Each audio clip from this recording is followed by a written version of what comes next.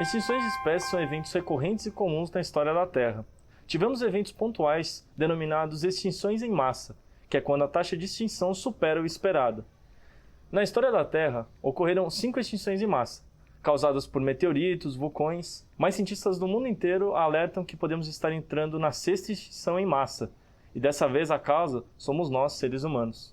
Não é nenhum segredo que o ser humano modificou o planeta e as espécies viventes nele. Um exemplo clássico disso é o pombo passageiro, uma espécie de ave que habitava aos bilhões dos céus da América do Norte e foi caçada por esporte até a extinção. Muitas vezes isso acontece por falta de informação ou por nós não sabermos as consequências dos nossos atos para as espécies. Por isso, informação é vital. É justamente pensando em gerar mais informação que foi criada a lista vermelha da IUCN. A IUCN, sigla em inglês para União Internacional para a Conservação da Natureza, é uma organização civil formada por mais de 1.250 organizações, dentre elas agências, ONGs, cientistas e governos. A lista vermelha funciona como um termômetro mundial para as ameaças de extinção. Classifica cada organismo em uma categoria que vai de pouco preocupante a até extinto. Preparar cada versão da lista é um trabalho enorme. Leva anos e envolve muitos especialistas. Não é fácil criar um critério que envolva desde o bolor do pão até os grandes elefantes. Por isso fizemos esse vídeo, para explicar para vocês como cada uma das espécies entra na lista. O termômetro da IUCN classifica as espécies em 9 diferentes categorias. A categoria não avaliada, ou NE, do inglês Not Evaluated, existe para as espécies que não foram avaliadas ainda pela organização. A categoria Dados Insuficientes, ou DD, do inglês Data Deficient, agrupa as espécies que não foram estudadas o suficiente para uma classificação. Ela não significa que não estejam ameaçadas, apenas que não temos como saber ainda. É praticamente impossível conhecer uma espécie com total precisão. Quando estudamos a natureza, sempre existe uma incerteza. A categoria DD só é usada em último caso, quando a incerteza é muito grande. A categoria Pouco Preocupante, ou LC, do inglês Least Concern, é para espécies que temos bastante certeza que não estão ameaçadas.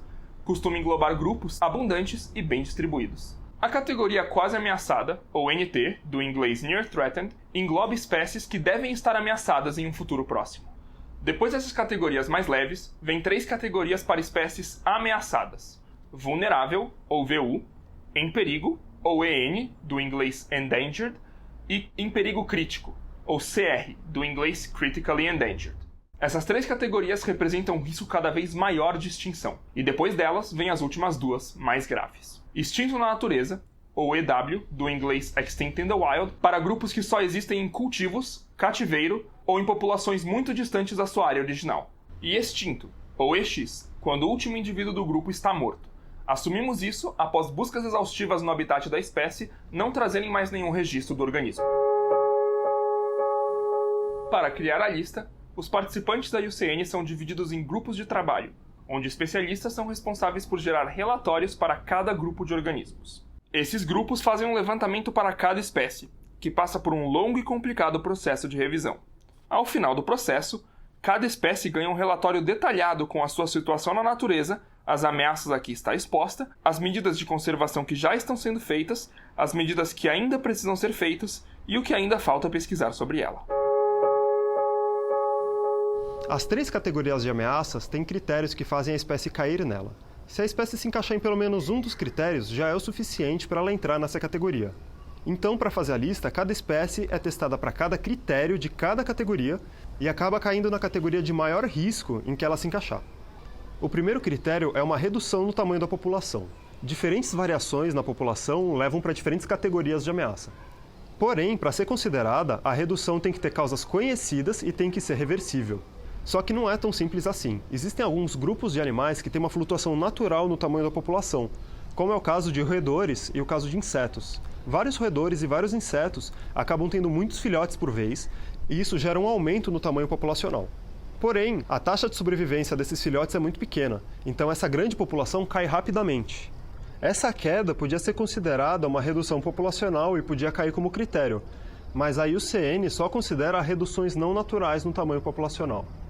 O segundo critério é uma redução na área de ocorrência da espécie. A área de ocorrência não leva em conta o tamanho da população, mas o espaço que essa espécie ocupa no mapa. Para determinar essa área, os cientistas levam em conta cada população conhecida dessa espécie e fazem a soma das áreas ocupadas por essa população. Os terceiro e quarto critérios são muito parecidos. Os dois dizem respeito à quantidade de indivíduos maduros na população.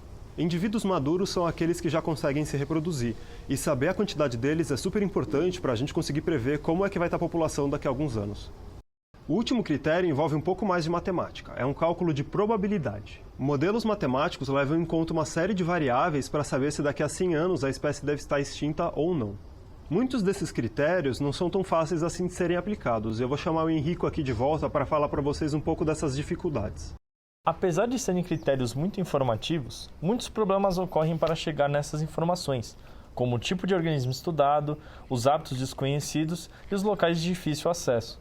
Muitos grupos são extremamente difíceis para avaliação, como por exemplo bactérias, fungos, pequenos crustáceos, protozoários e assim por diante. Imagina medir o tamanho populacional de um fungo microscópico que mal sabemos onde se encontra.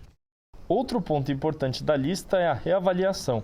Os estudos são constantemente revisados e novas versões da lista são lançadas. Espécies podem mudar de classificação na reavaliação, mas por precaução existem algumas regras. Um grupo só muda para uma categoria menos ameaçada depois de 5 anos sem se encaixar em nenhum critério da categoria em que está. Porém, se for detectado um erro de classificação, ele muda na hora. E, se o grupo passar para uma categoria mais ameaçada, essa mudança ocorre na hora.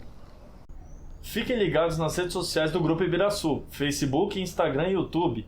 Se você gostou desse vídeo, nós vamos publicar mais vídeos sobre fauna brasileira ameaçada de extinção nas nossas redes sociais. E não precisa acompanhar a gente de longe, estamos preparando alguns cursos de campo para você viajar com a gente.